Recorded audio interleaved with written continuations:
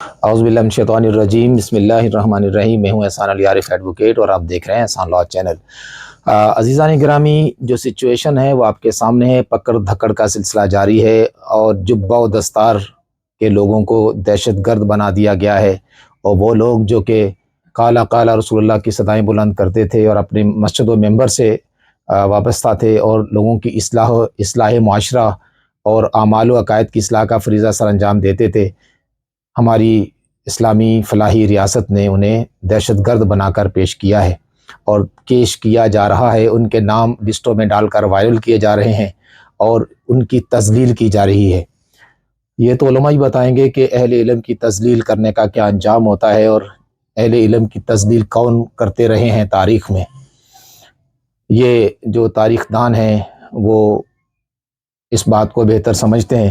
اور ہمیشہ سے ہوتا رہا ہے یہ کہ جو دین پہ چلتا ہے تو پھر بہرحال اس کی مشکلات تو آتی ہیں۔ یہ کوئی ایسی آسان اور سہل راہ نہیں ہے۔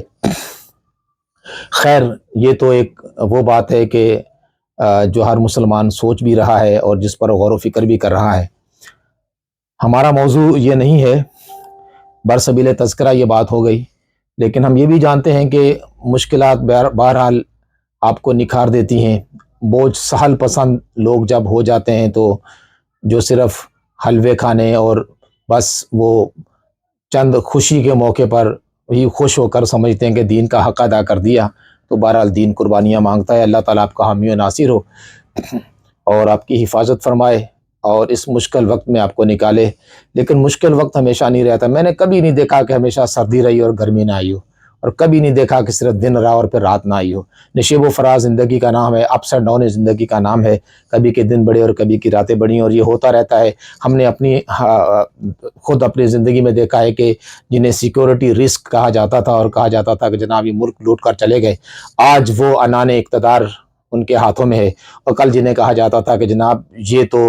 مسٹر 10% ہیں، تو آج وہ پریزیڈنسی یا زیور بنے ہوئے ہیں۔ تو تمہارا اور ہمارا ساتھ ممکن ہے، یہ دنیا ہے، یہاں ہر بات ممکن ہے۔ ممکن ہے کہ آج جو بہت آتاب میں ہے، کل وہ پر بہت زیادہ معزز بھی ہوں، اور خیر یہ اللہ کا ایک نظام بھی ہے کہ ہمیشہ جو ہے وہ عزت پانے والے کبھی ذلیل ہوتے ہیں اور کبھی ذلت والے کبھی معزز ہو جاتے ہیں۔ اور بہرحال یہ تو طے شدہ بات ہے کہ جو بھی ظلم کرتا ہے اور ناانصافی کرتا ہے اور ایک جھوٹا بیانیہ گھڑتا ہے تو بالآخر اسے تذلیل اس کا مقدر بنتی ہے۔ یہ یونیورسل اصول ہے، یہ کوئی ایسی بات ہے کہ مطلب اس سے مفر ممکن نہیں ہے، ایسا ہوتا رہتا ہے۔ ہم ان لوگوں کی رہنمائی کرنا چاہتے ہیں لیگل پیراڈائم میں جو کہ اس وقت مشکلات کا شکار ہیں۔ ہم ان کو 4 کیٹیگریز میں تقسیم کر سکتے ہیں۔ جو لوگ اس وقت جو ہے مختلف قسم کی جو پرابلمز ہیں ان کو فیس کر رہے ہیں، ان میں پہلے نمبر میں ہم رکھیں گے شہداء یا شہداء کے لواحقین۔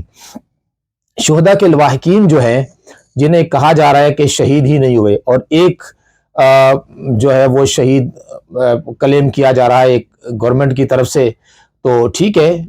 یہ طے ہونا باقی ہے کہ کس کی گولی سے شہید ہوا، اس کا ابھی تک کوئی پوسٹ مارٹم سامنے نہیں آیا، نہ ہی اس کے بارے میں۔ لیکن بہرحال جس کی لاٹھی اس کی بھینس، چونکہ میڈیا آپ کے پاس ہے اور سب کچھ آپ کے پاس ہے، تو آپ کوئی بیانیہ بھی بنانا چاہیں تو آپ کو کوئی مشکل نہیں ہے۔ لیکن ہم چونکہ فیلڈ میں جو چیزیں ہم دیکھ رہے ہیں اور جو لوگوں سے سن رہے ہیں وہ یہ ہے کہ شہداء کی تعداد زیادہ ہے جو بتائی جا رہی ہے، کلیم کیا جا رہا ہے ان سے۔ لیکن اس میں بھی کچھ لوگ مبالغہ آرائی کرتے ہیں۔ میں سمجھتا ہوں کہ بالکل بات سچی کرنی چاہیے۔ اب تک کی جو ہمارے پاس معلومات آئی ہیں، میرے پاس مراد یہ ہے کہ ہم نے چونکہ تھوڑا سا اس حوالے سے ورک کیا ہے، تو 22-23 کے قریب شہداء کی ہمیں ریفرنسز، ان کے لواحقین کے نام وغیرہ سب مل چکے ہیں۔ ان میں بھی کچھ کی ڈیڈ باڈیز ملی نہیں، ان کے گھر والے ان کو لینے کے لیے آ بھی نہیں رہے، تو ان کے پیچھے کوئی آتے بھی نہیں ہے۔ تو یہ ڈر اور خوف کی جو فضا ہے اس کی وجہ سے، کیونکہ جو پہلے ہی شہید تھے ان کی باڈی بھی اغوا کر لی گئی، ان کی 2 بہنیں ابھی تک جیل میں ہیں، 2 بھائی بھی جیل میں، ان پہ بھی پرچے کر دیے گئے۔ تو ڈر اور خوف کی وجہ سے جو شہداء کے گھر والے ہیں وہ اس کو ڈسکلوز نہیں کرتے۔ تو ان کو میں یہ کہوں گا کہ ہائی کورٹ کے حکم سے ایک ہمیں یہ پروٹیکشن دی گئی ہے کہ جو لواحقین ہوں گے، جو شہید کے گھر والے ہیں، ورثہ ہیں جو پیچھے آتے ہیں، ان کو تنگ نہیں کیا جائے گا، اور اس سے یہ فائدہ یہ ہوا ہے کہ اعلیٰ ترین سطح پر ایک آفیسر کو اس کے لیے اپوائنٹ کر دیا گیا ہے جو ہمارے ساتھ رابطے میں، اور ہم شہداء کے ورثہ کو جو ہمارے رابطے میں آئے ہیں ان کو ہم ان کے پاس بھیج دیتے ہیں، ان سے وہ اپنی معلومات کا تبادلہ کرتے ہیں، اور انتظامیہ جو ہے وہ کوشش کر رہی ہے کہ شہداء کا پتہ چل جائے اور وہ ڈیڈ باڈیز ان کے حوالے کر دی جائیں۔ اس لیے بڑی آپ سے ادب سے گزارش ہے کہ اس مشکل وقت میں جس کا جو بندہ شہید ہوا ہے، دیکھیں وہ تو دنیا سے چلا گیا، اور تکلیف جو آپ کو آنی ہے وہ بھی آ کے ہی رہے گی، یہ تو آپ ذہن سے بالکل نکال دیں کہ جی آپ اگر شہیدوں کا نام نہیں بتائیں گے اور ان کو ڈسکلوز نہیں کریں گے تو آپ مشکلات سے بچ جائیں گے۔ دیکھیں وہ آپ کا خون ہے، آپ کے پیارے ہیں، اور تو آپ مہربانی فرمائیں جس کے پاس کسی شہید کا ڈیٹا ہو، جس کے گھر کا کوئی بندہ مسنگ ہو اور ابھی تک پتہ نہ چلا ہو کہاں پر ہے، تو ضرور ہم سے رابطہ کریں، کیونکہ عدالت میں جائیں گے تو اس کا ایک ہمارے پاس ڈاکومنٹری پروف آ جائے گا، ڈیٹا آ جائے گا، تو عدالت میں جانے سے فائدہ ضرور ہوگا۔ اگر آپ کو کوئی معلومات نہیں بھی ملتی تو کم سے کم یہ تو ضرور ہوگا کہ آپ نے اس کے لیے ایفرٹس کیے ہیں، کوشش کی ہے، اور آپ نے عدالتوں کا دروازہ کھٹکھٹایا ہے، انصاف لینے کی کوشش کی ہے، اور آپ نے سسٹم میں آئے ہیں، تو یہ آپ کا فائدہ ہوگا، اور انشاءاللہ ہمیں کبھی امید ہے کہ عدالت میں جانے سے آپ محروم نہیں رہتے، کیونکہ یہ فنڈامنٹل رائٹس ہیں آپ کے، اور عدالتیں کچھ بھی کر لیں، بہرحال ان کی مجبوری ہے کہ آئین جب تک موجود ہے تو وہ فنڈامنٹل رائٹس کو پروٹیکٹ کرے گی، الا یہ کہ آئین معطل کر دیا جائے۔ جب تک کانسٹیٹیوشن موجود ہے تو عدالتوں کی مجبوری ہے کہ آپ کو فنڈامنٹل رائٹس کے حوالے سے آپ کو پروٹیکٹ کریں۔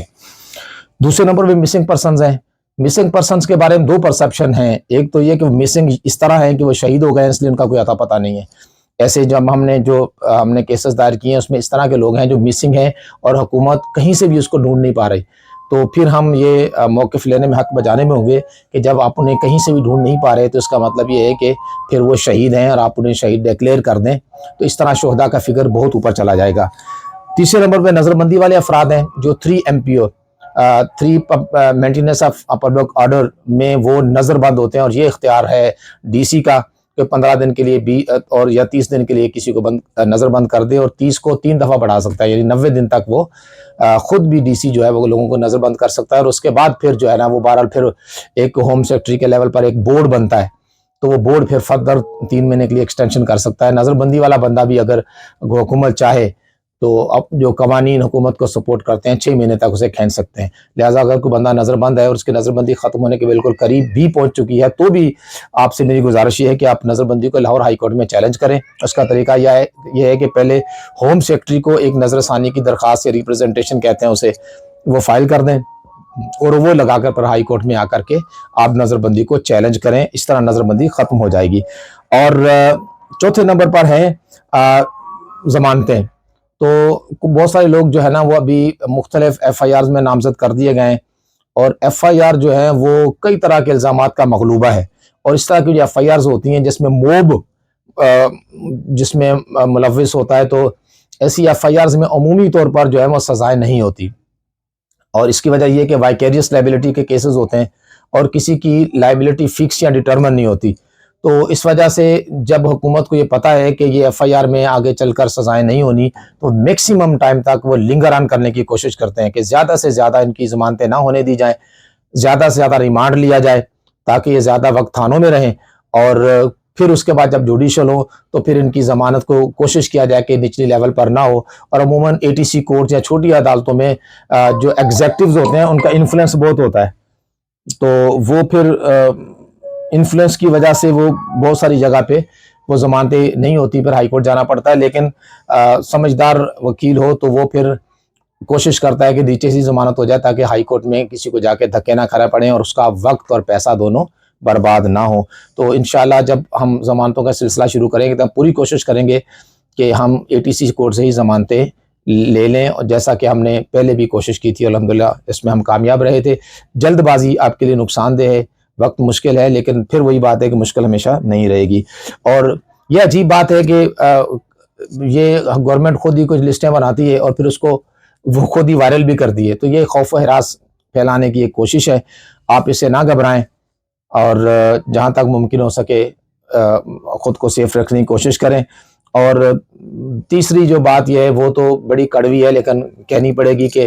پولیس والے جو ہے نا وہ دیہڑیاں لگا رہے ہیں، یہ پتہ نہیں ان کی ایک عادت ہے کہ ہر موقع سے یہ فائدہ اٹھانے کی کوشش کرتے ہیں، تو اس میں بھی بہت سارے لوگوں کو جن کا کوئی ڈیٹا نہیں ہے تو وہ مفت میں نہیں چھوڑتے، اس میں بھی وہ اپنے معاملات کرنے کی کوشش کرتے ہیں۔ اٹس ویری سیڈ، بڑی بد نصیبی ہے۔ حلال کھائیں تاکہ آپ کے بچے جو ہیں وہ بھی حلال کھا کر حلال کی پرورش کے آپ کے تابع دار بنیں، باز آ جائیں یار۔ جو لوگ مشکل میں ہیں، اگر نہیں ڈیٹا تو آپ چھوڑ دیں، کیوں تھوڑے سے مال کے لیے آپ اپنا ایمان خراب کرتے ہیں؟ میں انہیں یہ بات سمجھاتا ہوں، یہ میرا درد مندانہ ان بھائیوں سے، پولیس والے بھائیوں سے میری التجا کہ بس کر دو یار، نہیں ڈیٹا تو ان کو چھوڑیں، کیوں لوگوں کے لیے جان کو دشمن بنے ہوئے ہیں؟ تو آپ کے بھائی ہیں، آپ نے ان کے ساتھ رہنا ہے، اور آپ اچھی طرح جانتے ہیں کہ دہشت گرد نہیں ہیں۔ دہشت گرد ہوتے تو ریئیکٹ کرتے،